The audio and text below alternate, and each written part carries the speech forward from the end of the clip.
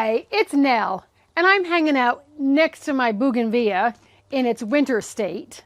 But that's not what this video is about. This video is about the ZZ plant. And yes, these are cuttings of the ZZ plant.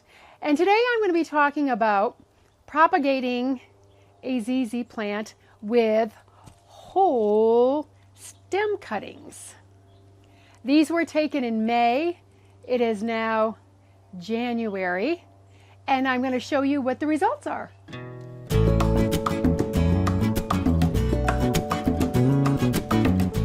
I'm trying to keep these videos a bit on the shorter side, so if you are really interested in this, be sure and check the blog post that goes along with this video because there'll be more information in that.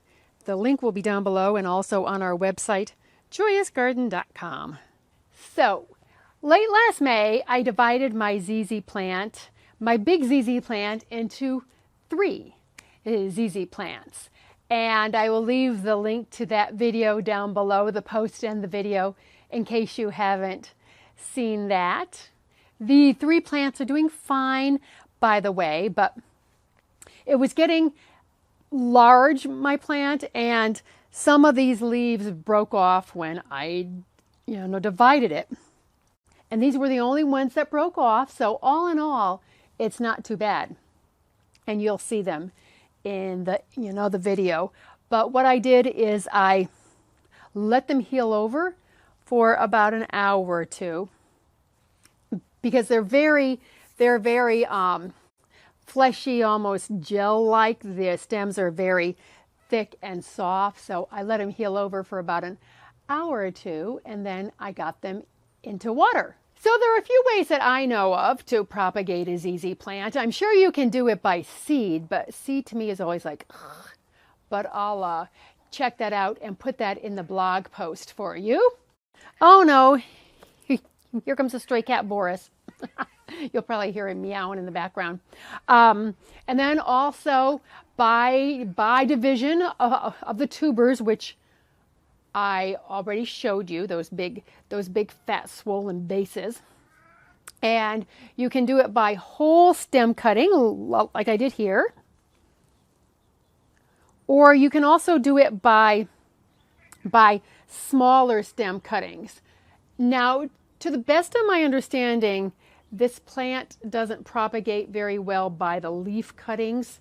You have to get a bit of the stem also. So you could have divided this stem up and gotten a lot, but I thought I already had 3, so why do that? So that is what I did. And the water is, I kept the water to about the level to here, and I changed it about every 2 weeks, and that's all I did. It's been sitting on the table, the side table in my kitchen where it looks beautiful. I love how it looks in a vase, but there are some roots showing, so I thought, oh, time to get them into soil. So here are those 4 little ZZ plant cuttings I took about 4 weeks ago, and the 2 in the container just have little baby fine roots on them. These have started to root, and it happened sometime this week. I'm not quite sure when, so it takes about 3 to 4 weeks for these smaller tip ones to start to root. And the larger ones are looking great. They just haven't started to show any roots yet. I'm zooming in close so you can see how nice the leaves look after 8 months of being in water. They aren't showing any discoloration. They aren't showing any brown tips at all. Even though I live in the desert, for those of you who don't know, if you're just tuning in here, I live in Tucson, Arizona, but these look just as gorgeous as can be. And I wanted to do this video too because sometimes in spring or during the summer when the ZZ plant puts out growth, the stems get really tall and then they get heavy and then they just flop over even if you aren't dividing it. So I just wanted to let you know that you certainly can propagate it by a whole stem. And only one of mine from May has roots on it. It's quite rooted quite well. I'll show it to you. I will actually take it out. I'll have the vase, and the others don't. So that's like, wonder what's going on there. And even though it's a bit time consuming, it's a good way to propagate a ZZ plant. I'm not going to divide mine again for at least 3 years. I'm going to let them be. It's not good to divide them every year, that's for sure. So I wanted to fill in one of my ZZ plants, you know, the pot.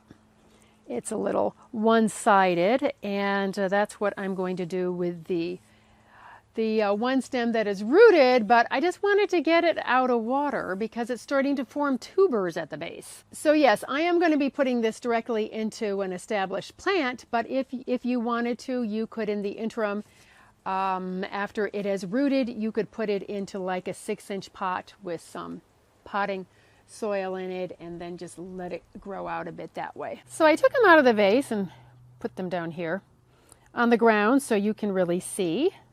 These 4 are showing no signs of rooting. Here's the one that's been showing roots for a while. And this one has some roots, but if you notice, it has a string on it up there. Right there, that white little piece of string tied on it. Because this one just happened to flip-flop off the plant in my bedroom, and I stuck this in, I think in like September.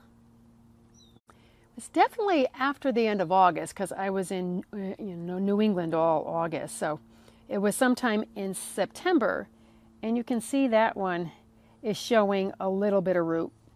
I don't think I'm going to plant this one quite yet, but this one I want to get in because there are some tubers. Oops, my camera strap. Oh, I'm such a professional. See, there's some tubers there and there, which, you know, that kind of surprised me because I didn't think the tubers would form in water. You just never know with plants, huh? So I'm going to live a little bit on the dangerous side here. No gardening gloves and no paper down on the patio table. So I'm going to put it in right about here. So I'm just going to dig this hole down a bit with my handy dandy little trowel. This size trowel is great for these kind of projects. I will leave a link to one in the post in case you are interested. Let's see if I need to go down. I'm going to go down a little. See, what I want to do is have it go out that way. Just so this plant has a little bit of 3D to it. And I'm not going to do any worm compost or compost at this time because it is winter time and I don't want to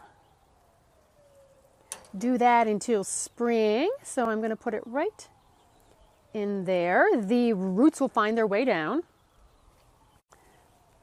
Just as long as you get them pointed in the right direction. And then just kind of fill in back around. And that is all you do to get it in the plant. Now, fortunately, I brought the stake because I figured that it would not stand up on its own. So I'm going to have to get some twine and tie it up right there. So I'll be right back. So if you are rooting a ZZ plant by long stem cuttings like this and you haven't seen any roots appear, just be patient.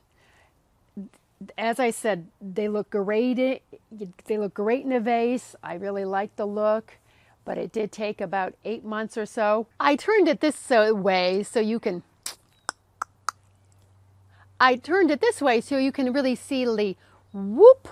So I've had it to the light this way, so it is starting to fill in here because it was all like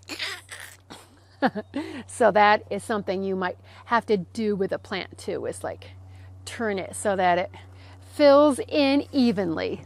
And don't forget, there's a blog post to go along with this video with more information if you're really digging this topic.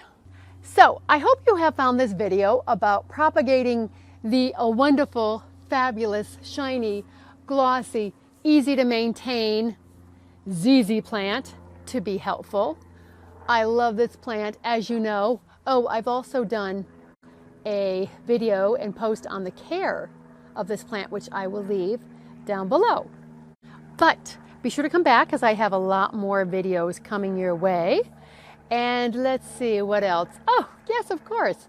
I thank you for all your likes and your subscribes. I really appreciate them. And now let's get out in the garden or into our indoor gardens and make our worlds a more beautiful place. And I will catch you in the next video. Thanks for watching. Bye.